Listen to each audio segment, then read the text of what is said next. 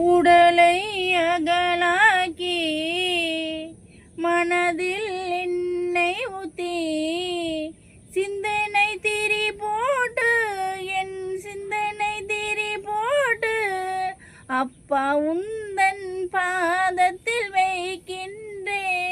நீயே ஒளியை ஏத்தினப்பா வழியை நீயே அமைத்திடப்பா உந்தன் புகழை பரப்பிடவே தூய குணத்தை அளித்திடப்பா எது வந்தாலும் வரட்டும் என்ற வல்லமை திறனை வளைத்திடப்பா இறைவன் இருப்பதை உணர்ந்தேனே அவரே உயிரென்று இருந்தேனே ஒளியா